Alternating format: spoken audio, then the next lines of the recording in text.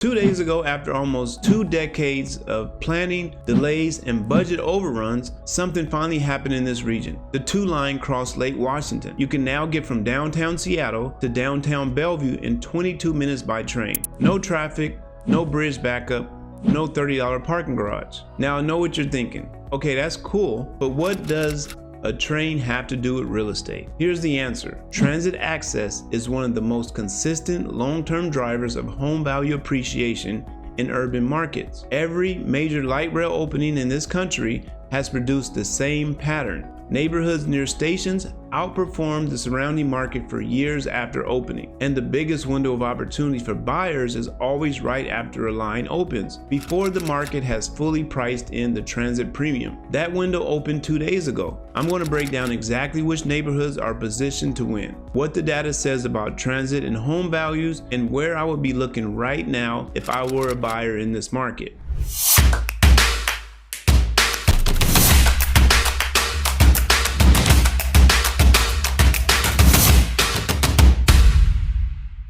Hey, I'm Kenny Pleasant, Seattle real estate agent. I've been in this market for years and I cover what is actually happening. The real data, the policy shifts, the infrastructure changes that affect where people should be buying, not hype, not headlines, real analysis. Today, we're talking about a genuine shift in how this region connects. The 2 Line is now complete and I want to walk you through what that means neighborhood by neighborhood. Let's get into it.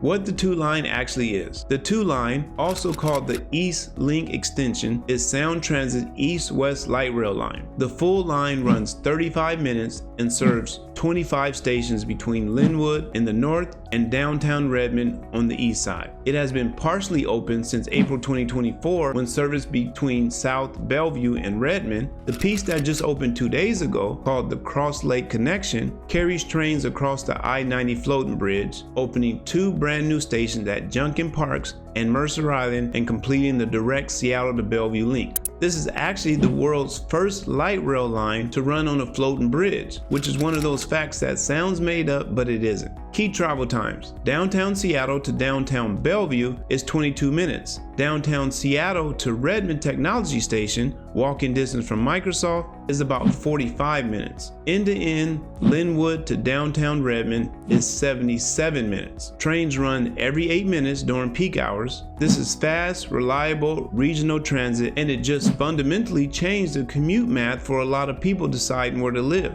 Neighborhood 1, Judkins Parks and the Rainier Valley Corridor. Judkins Park just got a brand new station 2 days ago. This neighborhood sits between the Central District and Rainier Valley, one of Seattle's most diverse communities and one of the most affordable markets remaining inside of Seattle city limits. The 1 Line has run through Rainier Valley for years, giving it north-south access through the city. What just changed is the east-west connection. A buyer in Judkins Parks can now get to downtown Bellevue, the Spring District, or right up to Microsoft in Redmond by train. No car required. That's a genuine lifestyle shift for a lot of buyers, and the market hasn't fully absorbed it yet. Judkins Parks and the surrounding Columbia City and Rainier Beach corridor still represent some of the best values left inside Seattle proper. If you're a buyer with a budget under $900,000 who wants to be in the city with both downtown Seattle and east side access by train, this corridor deserves serious attention right now before the transit premium prices in. Neighborhood 2, Mercer Island. Mercer Island now has its own light rail station. For people outside the region, Mercer Island is a high-income residential community sitting on the island between Seattle and Bellevue. Beautiful, highly desirable, and for years, one of the few drawbacks was the commute. You have to cross a bridge to get anywhere, and I-90 bridge traffic can be genuinely bad. That problem was just solved. Mercer Island residents can now reach downtown Seattle or downtown Bellevue in under 15 minutes by train either direction. This isn't going to make Mercer Island more affordable. We're talking median home values well above $1 million already, but it makes the island significantly more compelling to east side tech workers who previously passed on it because of commute calculus. More demand on an already supply constrained island is a dynamic worth watching closely. Neighborhood 3, the Spring District and BelRed corridor in Bellevue. The Spring District is Bellevue's fastest growing mixed use neighborhood, and it has its own 2 Line station since the line first opened in 2024. REI's headquarters is here. New apartment and condo construction is happening rapidly. This neighborhood was literally planned around the light rail. If you're a buyer in Bellevue who wants walkability, newer construction, and direct rail access to Seattle, the Spring District is the center of that story right now. The BelRed corridor, just east of downtown Bellevue, has been steadily redeveloping since the light rail was planned. You find newer construction at lower price points than the downtown Bellevue core with the exact same rail access. As the Spring District fills in and prices rise, BelRed is a natural spillover. Buyers who get into that corridor in 2026 are positioning ahead of that cycle.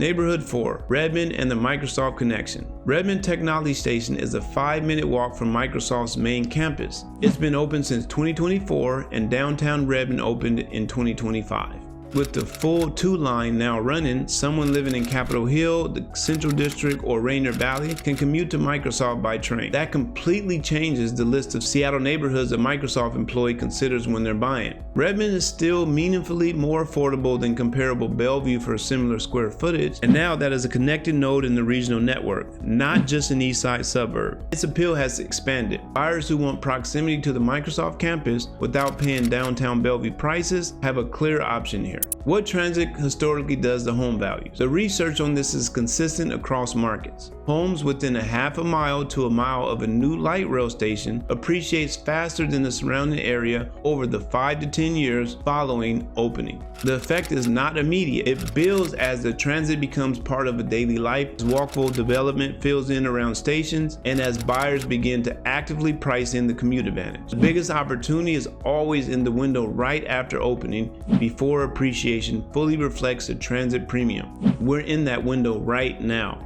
If you're a buyer trying to figure out where the real opportunity is near the 2 line, what fits your budget, which neighborhood matches your life, to actually get into position before the market catches up, that's the conversation I have with buyers every day. Free consultation, no pressure, just a real strategy session. Link is in the description. Let's figure out your move before everyone else does. The Line Crosslake Connection opened March 28th, downtown Seattle to downtown Bellevue, is now 22 minutes by train. The neighborhoods I'm watching most closely right now, Judkins Parks and the Rainier Valley corridor for value and upside, Mercer Island for the commute transformation, the Spring District and BelRed for Bellevue buyers, and Redmond for the Microsoft Connection at more accessible prices. Transit infrastructure is one of the most reliable long-term drivers of real estate value. The window to get ahead of this is right now, not in 6 months when the market has caught up. If this video gave you useful information, hit like and subscribe. I'm covering this very market every week with real data and honest takes. Drop a comment below telling me which of these neighborhoods you want me to dig deeper on. I'll build a dedicated video on the one that gets the most requests. See you on the next one.